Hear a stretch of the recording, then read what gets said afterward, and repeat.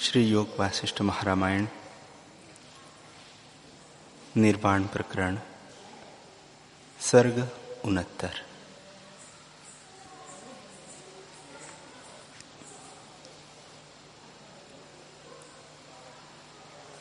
श्री वशिष्ठ जी बोले, हे रामचंद्र जी,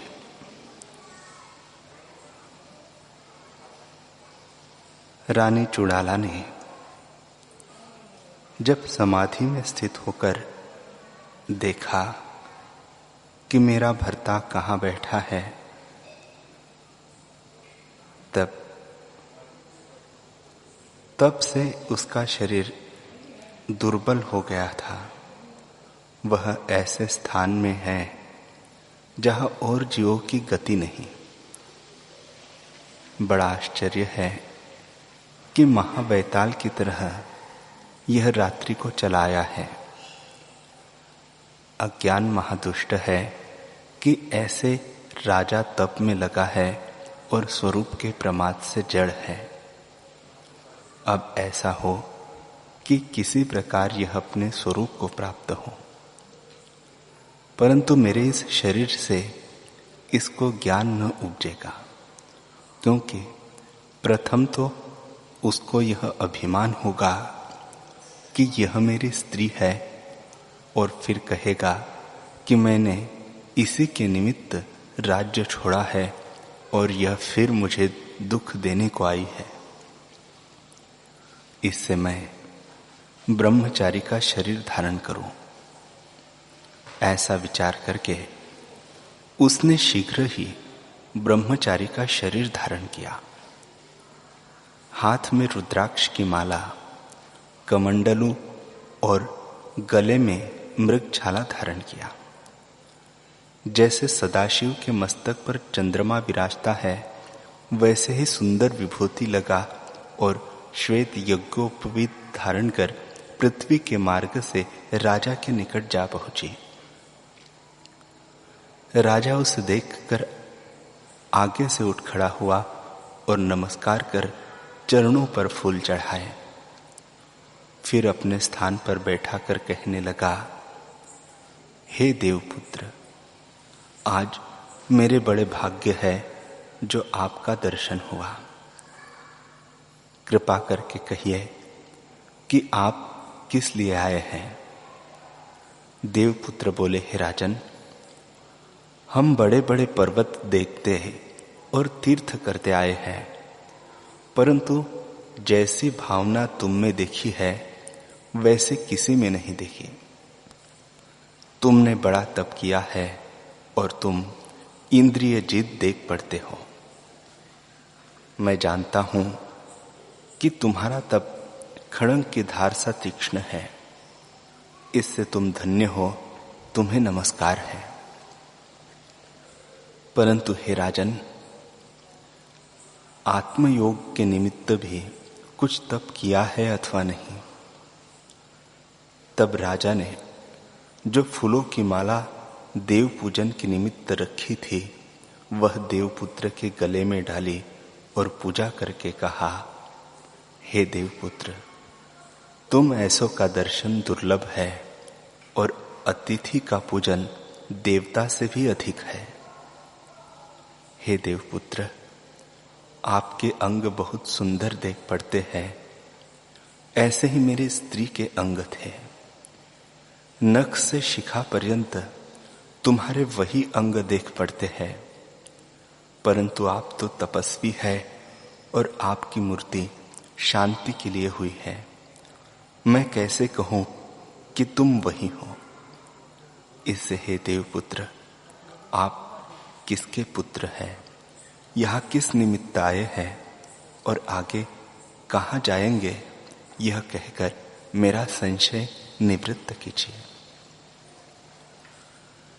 तब देवपुत्र ने कहा, हे राजन, एक समय नारद मुनि सुमेरु पर्वत की कंदरा में, जहां आश्चर्य के देने वाले वृक्ष मंजरियों के फूलों और फलों से पूर्ण थे और ब्राह्मणों की कुटी बनी हुई थी, समाधि लगाकर बैठे थे। वहां गंगा का प्रवाह बहता था और सिद्धों के सिवा और जीवों की गति न थी। इससे नारद मुनि वहां कुछ काल समाधि में स्थित रहे। जब समाधि खोली तब उन्होंने आभूषणों का शब्द सुना और मन में महा आश्चर्य माना कि यहां तो कोई नहीं आ सकता, यह भूषणों का शब्द कहां से आया। तब उठकर देखने लगे कि गंगा के प्रवाह में उर्वशी आदि महासुंदरी अप्सराएं वस्त्रों को उतारे हुए स्नान कर रही है। जब उनको नारद जी ने देखा तो उनका विवेक जाता रहा और वीर्य निकलकर उनके पास जो एक सुंदर बेल थी उसके पत्ते पर स्थित हुआ। इतना सुनकर शिखर ध्वज ने कहा, हे देवपुत्र, ऐसे ब्रह्मवेत्ता और सर्वज्ञ मननशील योगी नारद मुनि का वीर्य किस निमित्त गिरा। देवपुत्र ने कहा, हे राजन, जब तक शरीर है तब तक अज्ञानी और ज्ञानी के शरीरों का स्वभाव निवृत्त नहीं होता, परंतु एक भेद है। ज्ञानवान को यदि दुख प्राप्त होता है तो वह दुखी नहीं होता और दुख नहीं मानता, और यदि सुख प्राप्त होता है तो सुख नहीं मानता और उससे हर्षित नहीं होता। और अज्ञानी को यदि सुख दुख प्राप्त होते हैं तो वह हर्ष शोक करता है। जैसे श्वेत वस्त्र पर केसर का रंग शीघ्र ही चढ़ जाता है, वैसे ही अज्ञानी को दुख सुख का रंग शीघ्र ही चढ़ जाता है। और जैसे मोम के वस्त्रों को जल का स्पर्श नहीं होता, वैसे ही ज्ञानवान को दुख सुख का स्पर्श नहीं होता। जिसके अंतःकरण रूपी वस्त्र को ज्ञान रूपी मोम नहीं चढ़ा, उसको दुख सुख रूपी जल स्पर्श कर सकता है। दुख की और सुख की नाड़ी भिन्न भिन्न है। जब सुख की नाड़ी में जीव स्थित होता है तब कोई दुख नहीं देखता, और जब दुख की नाड़ी में स्थित होता है तब सुख नहीं दिखता। अज्ञानी को कोई दुख का स्थान है और कोई सुख का स्थान है, और ज्ञानी को एक आभास मात्र दिखाई देता है, उसे बंधन नहीं होता। जब तक अज्ञान का संबंध है तब तक दुख नहीं निवृत्त होता। तब राजा ने कहा कि वीर्य जो गिरता है सो कैसे निवृत्त होता है। देवपुत्र ने कहा, हे राजन, जब चित्त वासना से क्षोभ को प्राप्त होता है तब नाड़ियों में भी क्षोभ होता है और वे अपने स्थानों को त्यागने लगती है। उसी अवस्था में वीर्य वाली नाड़ी से भी स्वाभाविक ही वीर्य नीचे को चला आता है। फिर राजा ने पूछा, हे देवपुत्र, स्वाभाविक किसे कहते हैं? देवपुत्र ने कहा, हे राजन, आदि शुद्ध चैतन्य परमात्मा में जो स्फुरण हुआ है, उस क्षण मात्र शक्ति के उत्थान से प्रपंच बन गया है। इसमें आदि नियम यह हुआ है कि यह घट है, यह पट है, यह अग्नि है, इसमें उष्णता है, यह जल है, इसमें शीतलता है। वैसे ही यह भी नियम है कि वीर्य ऊपर से नीचे को आता है। जैसे पर्वत से पत्थर गिरता है तो नीचे को चला आता है, वैसे ही वीर्य भी नीचे को आता है। तब राजा ने प्रश्न किया कि हे देवपुत्र, जीव को दुख सुख कैसे होता है और दुख सुख का अभाव कैसे होता है? देवपुत्र ने कहा, हे राजन, जब जीव कुंडलिनी शक्ति में स्थित होकर दृश्य में जो चारों अंतःकरण, इंद्रिया और देह है उनमें अभिमान करके इनके दुख से दुखी और इनके सुख से सुखी होता है, तब जैसा जैसा आगे प्रतिबिंब होता है वैसा वैसा सुख दुख भासित होता है। जैसे शुद्ध मणि में प्रतिबिंब पड़ता है।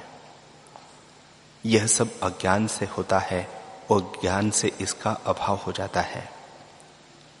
जब ज्ञान रूप का आवरण करके आगे पटल होता है तब प्रतिबिंब नहीं पड़ता। देहादिक के अभिमान से रहित होने को ज्ञान कहते हैं, अर्थात यह ज्ञान कि न देहादिक है और न मैं इनसे कुछ करता हूं। जब ऐसे निश्चय हो तब दुख सुख का भान नहीं होता, क्योंकि संसार का दुख सुख भावना में होता है। जब वासना से रहित हुआ तब दुख सुख भी नष्ट हो जाते हैं। जैसे जब वृक्ष ही जल जाता है तब पत्ते फूल फल कहाँ रहे, वैसे ही अज्ञान रूप वासना के दग्ध होने पर दुख सुख कहाँ रहे। फिर राजा ने पूछा, हे भगवान, तुम्हारे वचन सुनकर मैं तृप्त नहीं होता। जैसे मेघ का शब्द सुनकर मोर तृप्त नहीं होता, इससे कहिए कि आपकी उत्पत्ति कैसे हुई। देवपुत्र ने कहा, हे राजन, जो कोई प्रश्न करता है उसका बड़े लोग निरादर नहीं करते। इससे तुम जो पूछते हो सो मैं कहता हूं। हे राजर्षि, वह वीर्य नारद मुनि ने एक मटकी में रखा और उस पर दूध डाला। वह मटकी स्वर्ण की थी, उसमें उज्जवल चमक थी। उस मटकी को पूर्ण रूप वीर्य को एक कोने की ओर किया और फिर मंत्रों का उच्चारण किया और आहुति देकर भले प्रकार पूजन किया। जब एक मास व्यतीत हुआ तब मटकी से बालक प्रकट हुआ, जैसे चंद्रमा क्षीर समुद्र से निकला हो। उस बालक को लेकर नारद आकाश को उड़े, उसे अपने पिता ब्रह्मा जी के पास ले आए और नमस्कार किया। वही बालक मैं हूं। तब मुझको पितामह ने गोद में बिठा लिया और आशीर्वाद देकर कहा कि तू सर्वज्ञ होगा और शीघ्र ही अपने स्वरूप को प्राप्त होगा। कुंभ में से उपजा था, इसलिए उन्होंने मेरा नाम कुंभज रखा। मैं नारद जी का पुत्र और ब्रह्मा जी का पौत्र हूं। सरस्वती मेरी माता है, गायत्री मेरी मौसी है। मैं सर्वज्ञ हूं। तब राजा ने कहा, हे देवपुत्र, तुम सर्वज्ञ हो यह तुम्हारे वचनों से मैं जानता हूं। देवपुत्र ने कहा, हे राजन, जो तुमने पूछा सो मैंने कहा। अब कहो, तुम कौन हो, क्या कर्म करते हो और यहां किस निमित्त आए हो। राजा ने कहा, हे देवपुत्र, आज मेरे बड़े भाग्य उदय हुए हैं जो तुम्हारा दर्शन हुआ। तुम्हारा दर्शन बड़े भाग्य से प्राप्त होता है। यज्ञ और तप से भी तुम्हारा दर्शन श्रेष्ठ है। देवपुत्र ने कहा, हे राजन, अपना वृत्तांत कहो। राजा ने कहा, हे देवपुत्र, मैं राजा हूं, शिखर ध्वज मेरा नाम है। संसार दुखदायक भासित हुआ, बारंबार जन्म और मरण इसमें देख पड़ता है। इससे राज्य को त्याग कर यहां पर मैं तप करने लगा हूं। तुम त्रिकालज्ञ हो और जानते हो, तथापि तुम्हारे पूछने से कुछ कहना चाहिए। मैं त्रिकाल संध्या और जप करता हूं तो भी मुझे शांति नहीं मिली। इसलिए जिससे मेरे दुख निवृत्त हो वह उपाय आप मुझसे कहिए। हे देवपुत्र, मैंने बहुत तीर्थ किए हैं, बहुत देशों और स्थानों में घुमा हूं, पर अब इसी वन में आ बैठा हूं तो भी मुझे शांति नहीं प्राप्त होगी। हे देवपुत्र, आप मुझे शांति का उपाय बताएं।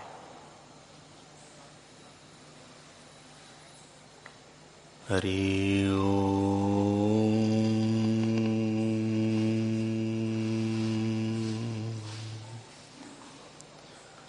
हरि ओम।